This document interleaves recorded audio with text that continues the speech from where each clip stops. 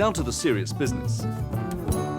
The first thing I do is make a base. Now I need 5 large egg yolks for this, so I separate the eggs, and I find this is the easiest way to do it, through the fingers that are, of course, spotlessly clean.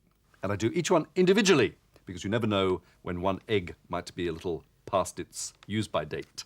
Now I add 150 grams of caster sugar and whisk well until the sugar has completely dissolved. Great exercise. Now a mixture of nuts, ground nuts. I like to use roasted hazelnuts and ground macadamias for an Australian nuss, and 75 grams of each is stirred into the egg yolk mixture, along with 1½ teaspoons of baking powder, which is one of the 2 alkaline foods found in the kitchen. Do you know what the other one is? It's egg whites. Now I add a couple of rounded tablespoons of cocoa powder, and a little warm water is added just to soften the mixture, a couple of tablespoons. Now in the other bowl, I put my 5 egg whites, and I add a 1/4 teaspoon of cream of tartar, which will help firm the peaks that I'm about to whisk. I love stiff peaks. Now it's very important, because the egg yolks have a high fat content, that if you're using the same whisk for the whites, that it's been washed really well, because any trace of fat in the whites will collapse them, I'm afraid. It's also important to remember that the best bowls for whisking egg whites are either copper or stainless steel, certainly not plastic.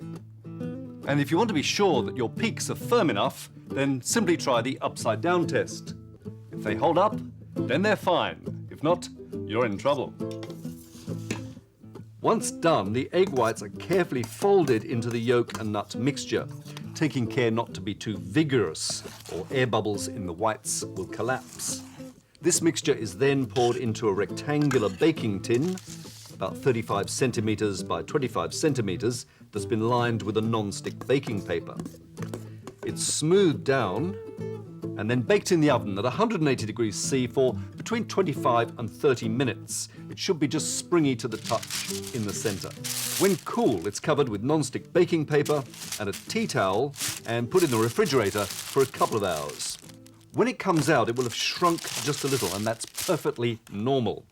I loosen the edges where necessary with a knife, and then sprinkle icing sugar onto some more baking paper and put the base onto that icing sugar.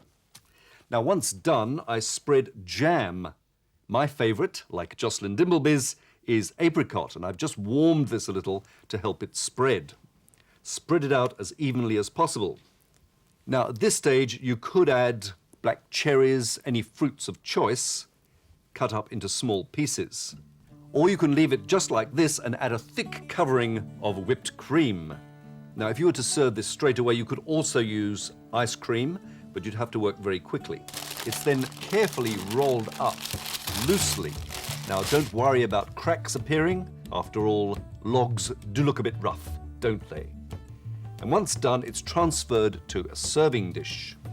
A final snowfall of icing sugar, and it's ready to eat. Degree of difficulty, well, it's a bit of a challenge, but it's well worth it. Preparation time, about 35 minutes. And leftover potential, well, it keeps several days in the refrigerator. Well, because this Yuletide log is such a celebration, it deserves a celebratory wine. A sparkling red, sparkling Shiraz, would be absolute bliss. Now, all I need is someone to give me a hand to eat it. From Consuming Passions, till next time, bon appetit.